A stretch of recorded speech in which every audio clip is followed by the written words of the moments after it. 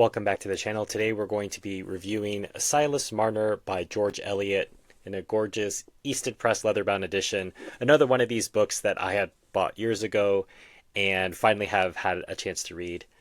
My previous experience reading Miss Evans, the real last name of George Eliot, was Romola, which is a long Florentine story about Savonarola. And at times that book felt ponderous. So I don't think I really was quite sure what to expect of her.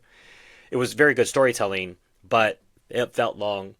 But this was beautifully written. And there were times throughout the story that I was reminded that very often good fiction feels like nonfiction. It feels like we know who these people are. I've seen people like this before. I've met people like this before. I've heard things expressed in this way, but not necessarily expressed in such a beautiful way. And there are also times that there's a twist towards the end of the novel in which I would say I gasped. I didn't gasp, but I had that sense of surprise. I couldn't believe that this was what it was. And she had laid traps. She had indicated some things might go one way or another, and so I was totally caught off guard, in part because I wasn't expecting it. It's not a detective story in one sense. And so the way that you think about how the writing can be when you think about this era, George Eliot very much embodies this. So I'll give you an example. The prevarication and white lies, which a mind that keeps itself ambitiously pure is as uneasy under as a great artist under the false touches that no eye detects but his own, are worn as lightly as mere trimmings when once the actions have become a lie. And there's so much that's being said there in such an elegant way, and it reminds you of how beautiful a language can be when it's marshaled by somebody who's in full command of it. And Miss Evans is quite definitely in command of the English language. Here's another in the way that she describes our protagonist, Silas Marner, the weaver. He seemed to weave, like the spider, from pure impulse, without reflection. Every man's work, pursued steadily, tends in this way to become an end in itself, and so to bridge over the loveless chasms of his life. Silas's hand satisfied itself with throwing the shuttle, and his eye was seeing the little squares in the cloth complete themselves under his effort. Then there were the calls of hunger, and Silas in his solitude had to provide his own breakfast, dinner, and supper, to fetch his own water from the well, and put his own kettle on the fire. And all these immediate promptings helped, along with the weaving, to reduce his life to the unquestioning activity of a spinning insect. Just in those few sentences, we have an entire characterization, an entire life that we can visualize, not necessarily expressed in very flowery, beautiful language, but in simplicity. And that simplicity itself is quite beautiful. And the book is filled with so many positive messages and a surprisingly Christian undercurrent.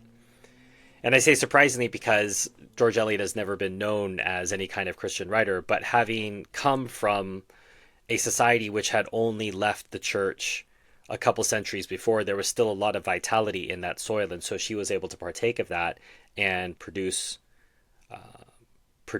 literature like this. So, for example, what happens when life does not work out the way that you might hope for it? There are often ways that it can be redeemed, but if you don't redeem your life in some way, or you don't find that redemption, you can find yourself dwelling on bad things. I suppose it is the way with all men and women who reach middle age without the clear perception that life never can be thoroughly joyous. Under the vague dullness of the gray hours, dissatisfaction seeks a definite object and finds it in the privation of an untried good. If only I had that thing, maybe I would be happy. And of course, that's a lie that we can be guilty of telling ourselves. Something else that the book communicates beautifully, and obviously, spoiler alert, whenever I do these reviews, I don't promise to to keep free from spoilers, but um, this is a part of the story in which we talk about a real father and an adopted father, and what's communicated so well. And I think in this scene between all the stakeholders, we can see the perspective of each people, of each person involved in the interaction with satisfaction, and still appreciate the outcome.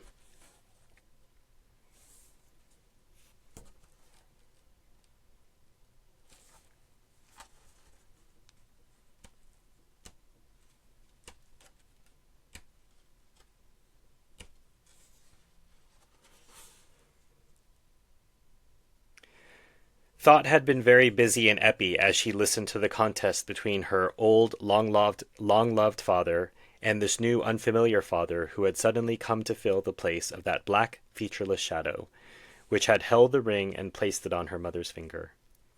Her imagination had darted backward in conjectures, and forward in previsions, of what this revealed fatherhood implied, and there were words in Godfrey's last speech which helped to make the previsions especially definite. Not that these thoughts, either of past or future, determined her resolution. That was determined by the feelings which vibrated to every word Silas had uttered. But they raised, even apart from these feelings, a repulsion towards the offered lot and the newly revealed father. Also, there's a lot of love, I would say, given by George Eliot to the peasant class, and an understanding that sometimes you may not be able to articulate belief, let's say faith, very well, but it doesn't mean that there's not something real there.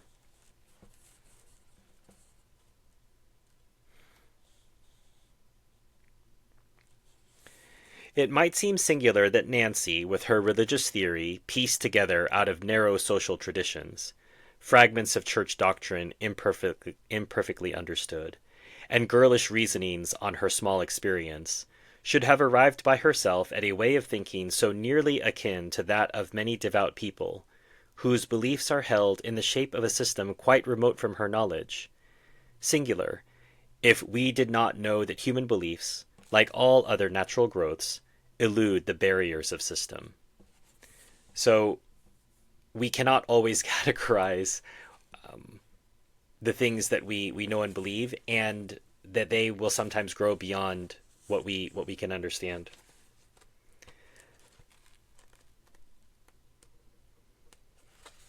Some other observations that escaped categorization for me, but I still really appreciated reading. I suppose one reason why we are seldom able to comfort our neighbors with our words is that our goodwill gets adulterated, in spite of ourselves, before it can pass our lips. We can send black puddings and petitoes without giving them a flavor of our egoism. But language is a stream that is almost sure to smack of a mingled soil. And I think about this a lot when people say, I'm sorry for your loss. I'm not trying to denigrate people saying that and really meaning that. But what I mean to say is that is a stock phrase that we can just pull off the shelf and give to somebody.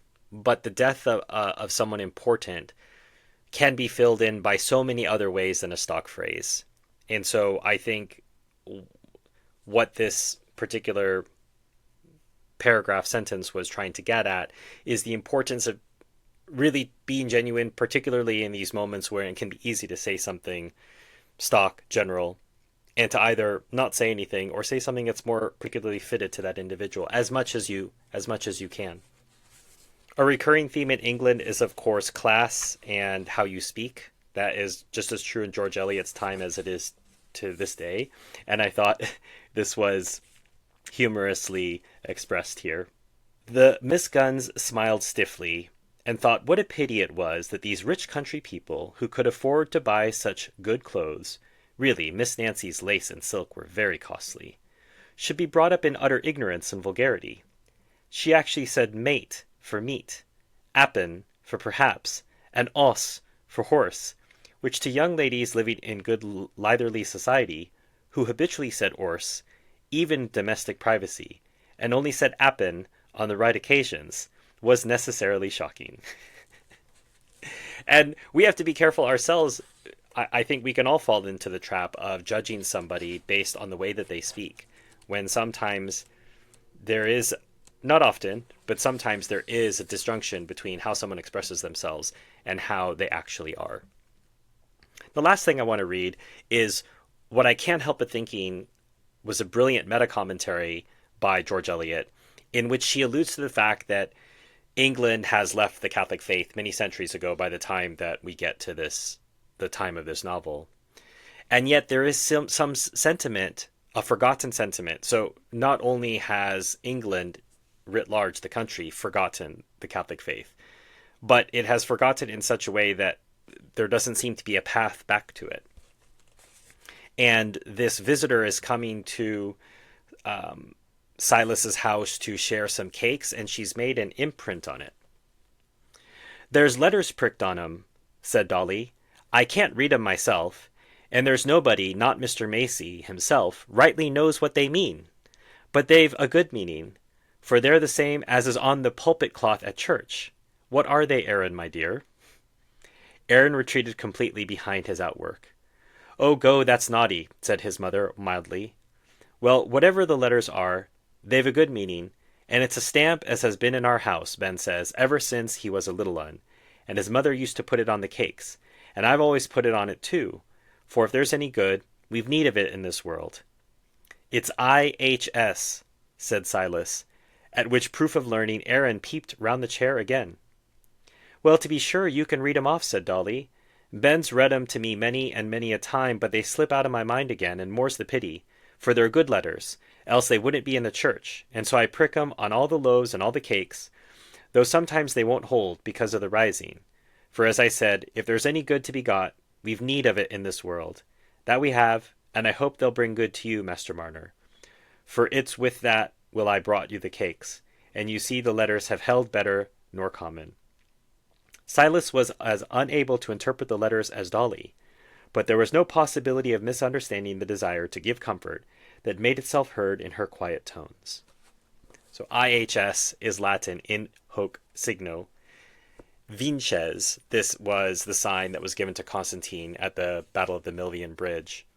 And the reason it would have been on the cloth of the pulpit is because those are still leftovers from Catholicism that didn't manage to be destroyed. And that imprint, that deep, deep imprint of Catholicism on England didn't get killed with the execution of all the Catholic martyrs. It still lived in England, and to this day still lives in a very faint way in the faith of the Catholics who live in England.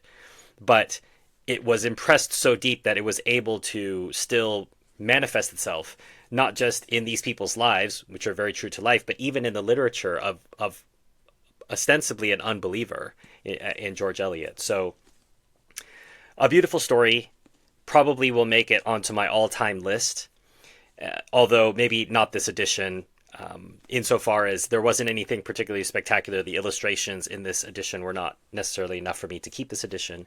I might just opt for a cheaper paperback, but it's definitely a beautiful read, one that I would recommend. So Silas Marner, if you'd like to support the channel, you can buy a copy using the link in the description below. I'll put a link to an Easton Press edition, but obviously I'll also put some links to some paperback editions. If you liked what we're doing here, hit like, subscribe, share this with people who like literature, interested in getting a recommendation to read a book they might not otherwise come across. If you want to thank me for this video, send PayPal or buy me a coffee. There's links to that in the description as well. If you'd like to nominate a book in the future, head over to my Amazon wish list. That's linked. And you can nominate a book, pay for it to be sent to me, and in that way you sponsor the video. And if you'd like, I can mention you when I do the review. I'll try to do the review as quickly as I can given my schedule. And if you'd like to support this work on an ongoing basis, there's also links to my Patreon, YouTube membership. You'll get early access to videos like this one, have a chance to talk with me behind the scenes, and also get access to videos that are not available to the general public. As always, until next time, enjoy your reading.